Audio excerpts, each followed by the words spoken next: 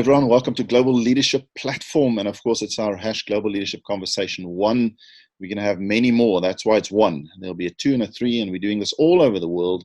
As you may know by now, we've gone from the US to Europe to Australasia to India, Africa, and it's been very exciting. I've got someone with me today that's going to give us his view on the 2 specific questions that we have. Mark Fraser-Grant works with leadership teams. He's from KwaZulu-Natal in South Africa, and he's the director of Beyond Coaching. So Mark Fraser-Grant, welcome on Global Leadership Platform. Thank you very much, Adrian. Happy to contribute, happy to be here. Yeah, thank you for being willing to get your voice out there in this first conversation of many to come. And of course, all of it leads to Global Leadership Platform. People can go there, thinklead.app, and they can go and have a look at the platform, give their views and comments on the answers that you may give. So we have a global leadership crisis, and we're asking leadership influencers and facilitators, coaches, experts out there all over the world, 2 specific questions. First question I'm asking Mark is, what is the most important quality or attribute that we need to develop or awaken or improve in leaders if we are going to turn around this global leadership crisis? Mark, what is your number 1 pick there? Yeah, my number 1 pick would be linking the word context. So understanding the nature of context to almost wisdom, to have a wise context. And why I say that is because quite often people don't see where decision-making processes are actually coming from. So for example, if decision-making processes is coming from either the pressure of business, this kind of underlying narrative, which is we need more, we've got to grow. And I'm actually challenging leaders to question that. Like, is that true? Is that what the global planet leads right now, is for all of us to sell more, to increase profits? Is that it? Is that what drives your underlying decision-making processes? So, it's all very well saying be more conscious, be this or be that, but if we're all driven by the same thing, and we don't see the impact it has on the way we treat people, the way we make decisions, the way we write strategy, the way we interact, the atmospheric cultural impact of that kind of heaviness. Because there's a heaviness that goes into the culture when you're not hitting your numbers, right? Let's be honest about this. And then a lot of finger pointing, blame gaming, pressure putting on into the atmosphere, rather than changing the narrative, rather than saying, well, hang on a sec, what is actually truly important here? Okay. And should we look at a more sustainable way of engaging? Should we look at being sustainable and having a healthy, thriving environment, rather than just solely focused, because that's how we've been trained over the past decades, to look at numbers and figures and growth and market share and, essentially selling more, making more money.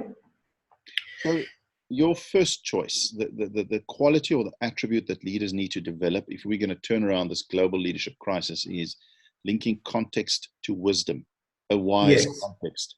I mean, those are deep words, very important one. The context, first of all. Having context about future impact, context about decision-making in the past, what led to the decisions, and then the wisdom. Our world is filled with knowledge and information, but we have a lack of wisdom, and we have the world lashing out. I just wrote an article about everyone is like little children who discovered this toy called social media that can somehow level the playing fields between the haves and the have-nots and the powerful and the vulnerable. And now we're all lashing out, and we're just sharing information, and we bombarding the world with our views and thoughts and everything. But where's the wisdom? A lot of information, a lot of judgment, but where's the wisdom and the context? Yeah, well done. I mean, and that's exactly what I'm pointing towards, because even intelligence and intellect is not wisdom necessarily. Yeah, so I could be very intellectual and clever and intelligent in terms of selling my product, but my product is harming the planet. Mm. So is that wise? Correct. So that's why I use this word wisdom. I could be very clever and intelligent and manipulate my team to sell more and give me so much more, but they all burn out and get ill. Mm. So is that wise? You know, so that's why I'm linking it specifically to wisdom, because I think wisdom is not even mine or yours or belonging to anyone. Wisdom is living somewhere else. Wisdom is having maybe the most macro view of all the pieces. You know, someone said to me, human beings are funny. They have, you know, 2 or 3 pieces of a 20 million piece puzzle and think they have the picture. No, it's just so true. Yeah, so I think the only way we get a bigger picture is by being more open and asking a different quality of question. And I love Einstein. You know, he says the quality and the caliber of the question you're asking determines the quality and the caliber of the experience you're having. So what is the question that you're asking? You know, and as a coach, we're actually trained to ask questions, but you know, is the question, well, how are you going to get the result? You know, or what's going to bring the deal home? Or is the question is, how can you achieve what you need to achieve with integrity? How can you achieve what you need to achieve whilst taking the team and empowering the team with you? Or how can you achieve it in a sustainable way that creates a win-win for all stakeholders, including your clients and or your customer? You know, that they win. Okay. Not you win and they don't win. You know, that kind of thinking. Fabulous. Okay. Mark, it's fine to say you think the top quality we need to develop or awaken in leaders would be wise context or linking context to wisdom. But how do you develop that quality in leaders when you take them on coaching and journey? Maybe you've mentioned some of it, but give us a minute on that. How do we develop on all these leadership programs that are worth millions and billions across the world? Yeah. Look, I think there needs to be a new narrative and a new type of conversation happening. And there definitely are conversations.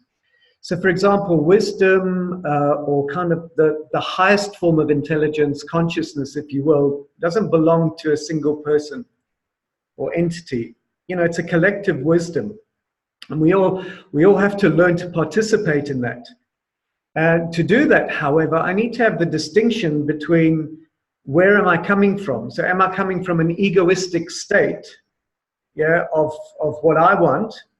Or am I coming from a perspective which is, you know, asking is this good for others? Is this good for humanity? Is this good for the broader context of where we're going to as a collective, as a human race? Is it good for that? Is it serving that? Or is it just serving me? And I think, you know, this is where leadership needs to develop, is to move away from making myself look good only to serving something more. And it's a very hard thing, though, because the society, let's be honest, is not really geared for that or hasn't been geared for that. We're moving there. And I think more now than ever, there's an absolute need to move there quicker. Okay. Yeah, like the future is at stake if we don't learn to do this. So it's about getting outside of myself and deriving some kind of wisdom, intelligence, consciousness from somewhere outside of me. And to do that, I need to be open. I need to be vulnerable. I need to put my hand up and say, I don't know. I don't have all the answers. I need you. I need other people to support this. And it's a level of vulnerability that has been missing, you know, especially in the male psyche, speaking as a man, you know. You and I probably experienced schooling systems where it wasn't the done thing to be receptive, open, and vulnerable.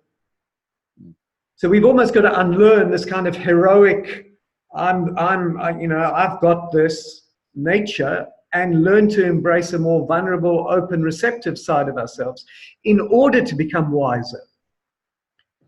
Yeah, You know, it's interesting. That's what the world needs, but the world still picks at Donald Trump. amazing.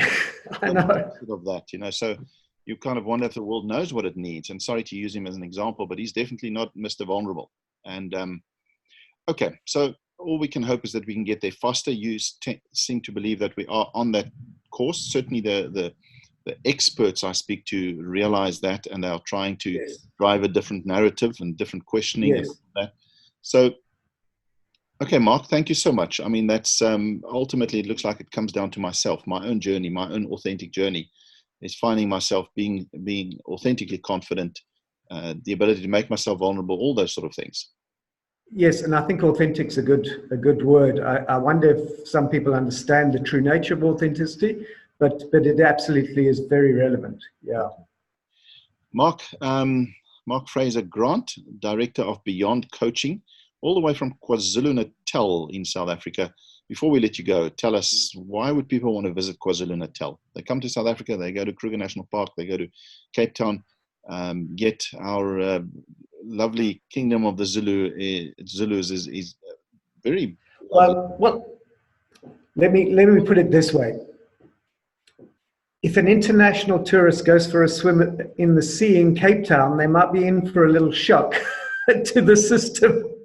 Yeah. Whereas the sea temperatures here in KwaZulu-Natal in winter, so by the way, I was at the seaside yesterday with my daughter in winter. It was 27 degrees and the sea temperature was 22 degrees. And I actually could dive into the sea and have a beautiful swim.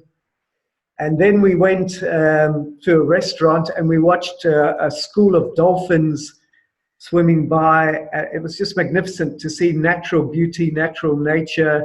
And I think in KwaZulu-Natal, whilst we don't have the mountain, it's a more rustic, authentic African experience and a more temperate experience. That means you can be wearing your shorts and t-shirt in winter and enjoying, the nature that's provided for you for free. And you can engage with it. Does that make sense? You can jump in the sea. Yeah. and for me, that's a massive benefit that I would say, come experience it, come enjoy it. Yeah, I think you've sold it, the dolphins, the weather. Thank you so much, KwaZulu-Natal, and that's Mark Fraser-Grant, as I said, from the Director of Beyond Coaching. Thank you for putting your voice out there in our #Global Leadership Conversation 1, and we look forward to many in the future to come. Thank you for joining us. Thank you for interviewing me.